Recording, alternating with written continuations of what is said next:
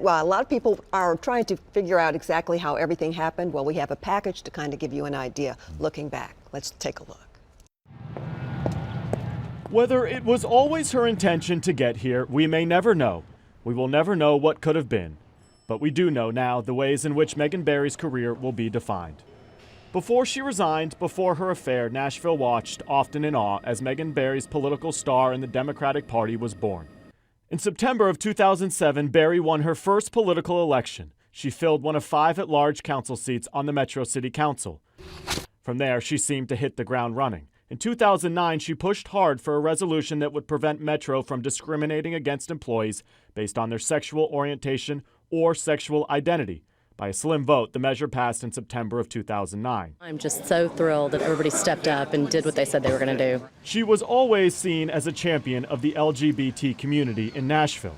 The resignation will perhaps hit there the hardest. I don't have an agenda. What I have is a deep personal belief that nobody should be discriminated against. She would spend 2 terms on the Metro Council after winning re-election in 2011. Barry was seemingly omnipresent, making appearances at every major community event. Her successful rise to the mayor's office began there. They are finding their seats. Then came the 2015 mayoral election. 7 candidates all vying for the same seat. You need to understand government and you need to understand business, and I understand both. By the time the August 2015 primary was over, it was Megan Barry left standing against her political foe, David Fox. On Election Day, the race had become so heated that Barry and Fox wouldn't acknowledge one another. David is trying to inject our families into this election. It was the most expensive mayoral campaign the city had ever seen. We've been at several polling locations. People are energized, excited, they're out voting, and you see it here at this precinct, and we're seeing it all across the county. At the end of a grueling election day, though, it would be Megan Barry who would make history, becoming the city's first female mayor with 55% of the vote. You, the Nashville voters, this one is going to go down in the history books. This one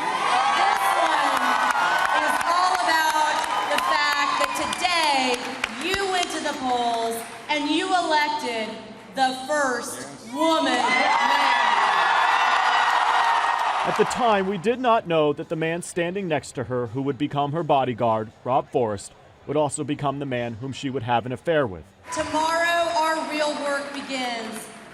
But this is a job I hope I've been preparing for the last 8 years, because I get to walk into that office and I actually know how it works. That's right.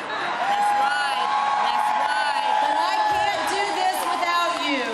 I cannot do this without all of you. The glitter of that night quickly wore off. Taking the reins of the It City came with challenges. There would be a public spat over funding a new jail, the constant concern of keeping Metro General Hospital funded, and then the violence that only got worse under her administration. Do you feel responsible personally to fix this? Sure. I mean, you know, as the mayor of this city, I absolutely feel a personal responsibility for the safety of our citizens. So this is something that weighs on my mind every day. By the end of 2017, Nashville surpassed 100 homicides, and the city was asking the mayor what she was doing to fix it. How do we fix this? There isn't one answer. There's many answers. I mean, and it takes an entire community to wrap their arms around this. The lowest point in her life, though, came on July 31st of 2017. News Channel 5 at 10. Shock and sadness are followed by an outpouring of support across Nashville after Mayor Megan Barry's son passed away. Max Barry was Megan and her husband Bruce's only son. He died in a room in Denver after overdosing on Xanax, marijuana, and opioids. Hundreds came to pay their respects. We all, of all ages, have made incredible mistakes in our lives, and we almost always walk away from them. And he made one that you don't walk away from. As a city, our hearts collectively broke as we watched Megan Barry, the mother, deal with a kind of pain no parent should ever have to experience. We watched as she left Max's memorial, thanking every police officer she encountered. We did not know then that the man standing beside her would bring down her career. This last 9 days has been pretty, I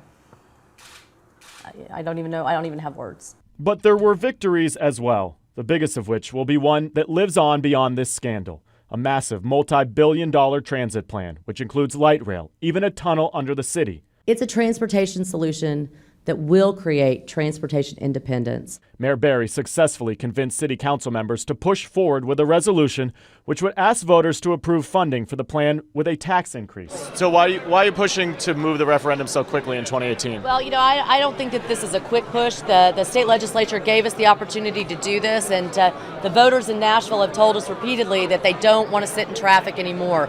I, Megan Berry.